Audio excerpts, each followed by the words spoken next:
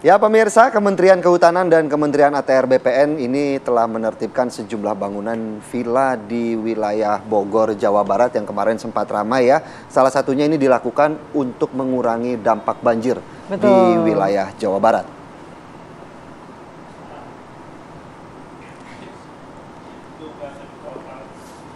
Operasi penertiban bangunan ini dilakukan untuk mengembalikan fungsi hutan dan kawasan hulu daerah aliran Sungai Ciliwung di daerah Bogor, Jawa Barat. Kementerian Kehutanan menetapkan beberapa bangunan villa yang ternyata berada di dalam kawasan perhutanan. Dari sejumlah tempat yang dipastikan berada di kawasan hutan, Kementerian Kehutanan akan memanggil pemiliknya dan memeriksa kelengkapan surat penggunaan lahannya. Selanjutnya, operasi penertiban bangunan ini akan dilakukan di daerah aliran Sungai Bekasi dan Cisadane.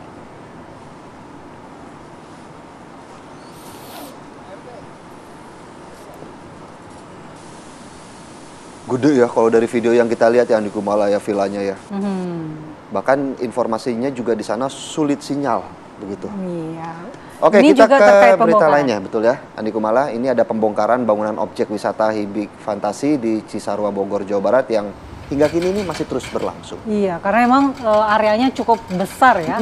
Proses pembongkaran terus dilakukan oleh petugas gabungan. Sejumlah alat berat terlihat menghancurkan bangunan di lokasi. Beberapa bangunan besar dihancurkan dengan beberapa diantaranya sudah rata dengan tanah.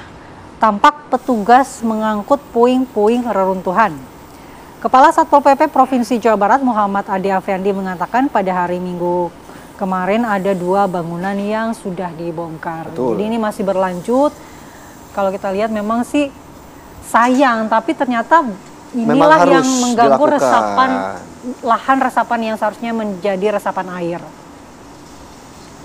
Nah, di sana sudah ada rekan kita ya. Betul. Untuk memantau dan melihat langsung bagaimana proses pembongkaran yang dilakukan di lokasi-lokasi wisata di Puncak Bogor. Di sana ada Zinedine Duhan yang siap mengabarkan kepada kita dan juga bersama dengan narasumber ya dari Walhi. Ada Wakil Lingkungan Hidup. Selamat pagi Zinedine Duhan. Silakan dengan laporan Anda bagaimana kondisi terkini di sana. Ya, pagi Philip Mala dan juga pemirsa, saat ini memang di Hibis Fantasi Puncak ini masih terus dilakukan pembongkaran meskipun pada hari ini masih belum dimulai proses pembongkaran, namun di belakang memang sudah tampak beberapa persiapan. Salah satunya adalah tim dari penjagaan ini dari kepolisian memang sudah hadir sejak pagi hari tadi untuk berjaga-jaga juga menghindari adanya warga yang ingin melihat lebih dekat mengenai pembongkaran dari Hibis Fantasi Puncak. Adapun juga wilayah atau tempat wisata bertema ekowisata ini sudah resmi nantinya akan dibongkar setelah kemarin diperintahkan langsung oleh Kementerian Kehutanan, ATR BPN dan juga Gubernur Jawa Barat Deddy Mulyadi yang memang langsung datang ke sini untuk melihat langsung bagaimana lokasi yang selalu disebut-sebut sejak kemarin ini menjadi salah satu penyebab banjir yang terjadi di kawasan Jawa Barat seperti itu. Bukan hanya Hibis Fantasi, namun sudah ada beberapa lokasi, yaitu empat lokasi di wisata lain juga sudah mulai dilakukan pembongkaran dan juga ada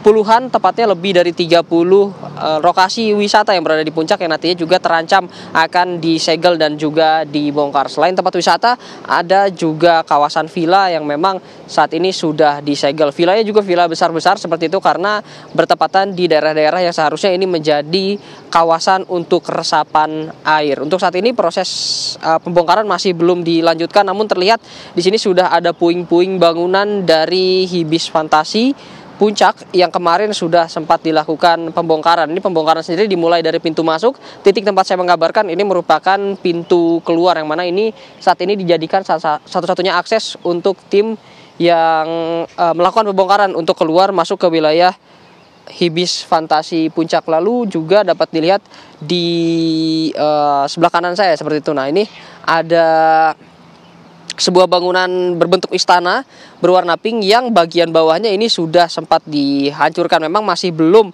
dihancurkan sepenuhnya, namun ini sudah terlihat bahwa memang bangunan ini sudah tidak digunakan lagi dan kedepannya akan dilakukan penghancuran seperti itu. Memang hingga saat ini masih belum dapat dikonfirmasi untuk berbagai wahana apakah nantinya akan turut dihancurkan atau hanya dilakukan pembongkaran agar nantinya dapat digunakan di lokasi lainnya. Nah, saya juga di sini tidak sendirian, Philip Mala dan juga pemirsa, karena pada pagi hari ini saya didampingi ini bersama dengan Pak Wahyudin, ini selaku Direktur Eksekutif Walhi Jawa Barat. Selamat pagi Pak Wahyudin. Selamat pagi Mas Doan.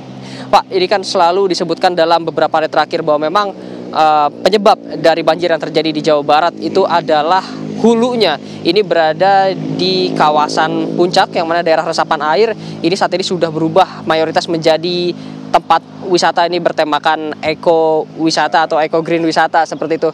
Nah, dari Walhi sendiri pandangannya seperti apa, Pak?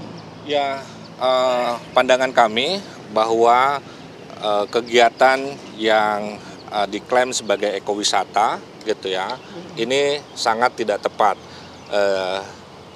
merujuk kepada undang-undang atau Perda RT/RW atau Rencana Tata Ruang Wilayah nomor 1 tahun 2024 dan juga terhadap Perpres nomor 60 tahun 2020. Kenapa saya katakan itu? Karena kami juga melihat ada kontradiktif gitu yang tertuang pada Perda RT/RW Kabupaten Bogor, yang dimana pasal 41 mengatakan bahwa wilayah ini tuh masuk pada zona kawasan perlindungan tanah dan air dan sebagai resapan air. Tapi di pasal 61 kontradiktifnya gitu ya, dikatakan wilayah ini juga masuk pada kawasan parawisata gitu. Seharusnya memang tidak boleh disatukan kedua Seharusnya wilayah itu. tidak boleh disatukan. Ketika ini memiliki kawasan fungsi penting untuk resapan konservatif gitu ya, maka konsep wisatanya tidak harus ada gitu ya. Apalagi ini berada kegiatan atau rekreasi ini di bawah pengelolaan perkebunan atau PTPN gitu ya, yang dimana kawasan ini harus betul-betul dipastikan sebagai kawasan resapan air gitu. Ekowisata yang harus dipahami oleh publik pun juga bukan konsepnya seperti ini gitu. Oke, karena secara pengetahuan, eko itu adalah pengetahuan yang dimana wisata yang ramah lingkungan, memiliki artikulasi pengetahuan dan edukasi gitu ya. Artinya ketika misal konsepnya berubah, mengubah fungsikan kawasan, maka fungsi konservatifnya atau fungsi lindung dan fungsi resapan airnya akan hilang. Oke, berarti konsep wisata hijau itu seharusnya bukan hanya menyajikan ruang terbuka dan juga pepohonan, tapi juga tidak merubah struktur asli atau fungsi asli dari tempatnya seperti itu. Betul Mas Johan, karena ini kenapa saya apresiasi juga apa yang dilakukan pemerintah, tidak hanya dalam bentuk disegel tapi juga dibongkar. Karena konsepnya tidak merujuk kepada kaidah-kaidah lingkungan yang diatur baik dalam Undang-Undang 32, yang diatur pada Undang-Undang Jenis Usaha gitu ya, dan juga diatur pada Undang-Undang Rencana Tata Ruang Wilayah gitu ya. Apalagi ini memiliki fungsi penting bagi kawasan di bawahnya. Ketika kawasan ini berubah fungsi, berubah bentang alamnya dan menimbulkan degradasi, maka daya serapan air hujan yang harusnya diserap dengan baik, dia akan lari. Run off yang akan keluar akan tinggi dan berdampak terhadap pemukiman yang ada di bawahnya. Oke, run off yang dimaksud ini mungkin erosi yang disebabkan dari ya betul, air permukaan hujan yang membawa tanah. Ini dengan tanah gitu ya. Itu padahal ini adalah salah satu di mana dinamika dan potret yang tidak seharusnya terjadi di kawasan resapan air. Betonisasi itu tidak hanya dilakukan untuk bangunan-bangunan saja yang kita lihat ya tadi sudah disampaikan Mas Dohan, sudah dibongkar, tapi pun juga wilayah atau yang kita injak, tanah kita yang injak ini dialihfungsikan sebagai betonisasi, di mana ketika air hujan turun dia tidak akan bisa mampu menyerap air dengan baik, maka dia akan lari. Nah, larian air permukaan hujan itu disebutnya run off yang kemudian mempengaruhi terhadap kawasan di bawahnya. Gitu. Baik, terima kasih Pak Wahyudin. Nanti kita akan berbincang lagi. Namun, apa kabar Indonesia Pagi akan kembali sesaat lagi.